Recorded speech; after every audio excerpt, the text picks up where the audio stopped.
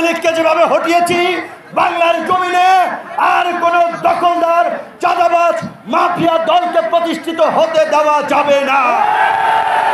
কোন দল যেন সংসদে এককভাবে গিয়ে মাতব্বরি করতে না পারে, তাই আমরা সংখ্যানুপাতিক নির্বাচনের দাবি জানাচ্ছি। এই সংসদকে কার্যকর সংসদ করা, জনগণের প্রতিটি ভোটের মূল্য দেওয়ার জন্য প্রত্যেকটি রাজনৈতিক দল যারা যে অনুপাতে ভোট পাবে সেই অনুপাতে তাদের প্রতিনিধিত্ব সংসদে থাকবে।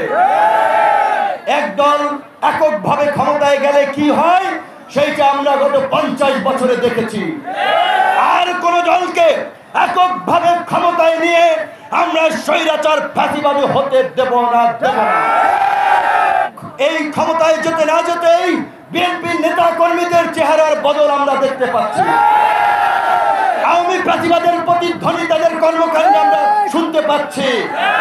কাজী পরিষ্কার কথা, বিএনপি যদি এটা উপলব্ধি করে, যারা আন্দোলন করেছে বিগত 1.5 দশক রক্ত দিয়েছে, তাদের নিয়ে জাতীয় সরকার করবে, তাদের মূল্যায়ন করবে, তবেই বিএনপির সাথে জোট হবে, বিএনপির সাথে রাজনৈতিক সমঝোতা হবে। অন্যথায় বিএনপির বাইরে বিকল্প জোট হবে, বিকল্প শক্তিকে নিয়ে এককভাবে নির্বাচন করা হবে। কোন দখলদার মাস্তান চাঁদাবাজের জায়গা এই নতুন বাংলাদেশে হবে না।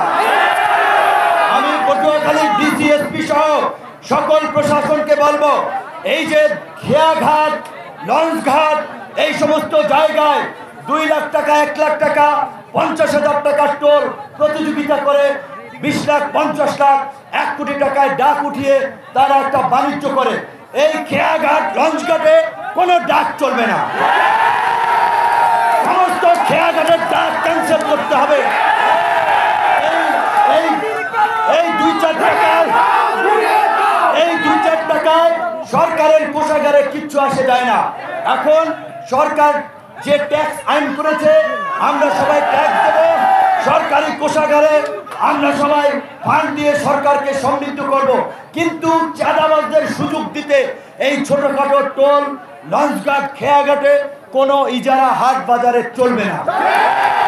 কারণ এই হাট বাজার, খেয়াঘাট, লঞ্চঘাটের ইজারাকে কেন্দ্র করেই এই চাঁদাবাজ দখলদার মাফিয়া বাহিনী তৈরি হয়। আজকে গণ অধিকার পরিষদ নিবন্ধিত হয়েছে, আমি নেতা কর্মীরা পরিশ্রম করেছে, তাদেরকে ধন্যবাদ জানাই। বিশেষ করে আজকে আপনারা যারা এসেছেন অনেক ধন্যবাদ এবং কৃতজ্ঞতা। কিন্তু আপনারা এই কথা মনে রাখতে হবে, 1 মণ দুধের মধ্যে 1 ফোঁটা চনা পড়লে যেমন দুধ নষ্ট হয়, তেমনি ভাবে এই যে আপনারা বিশাল সমাবেশ করেছেন, এইটা দেখে কিন্তু অনেকের মাথা নষ্ট হয়ে যাচ্ছে।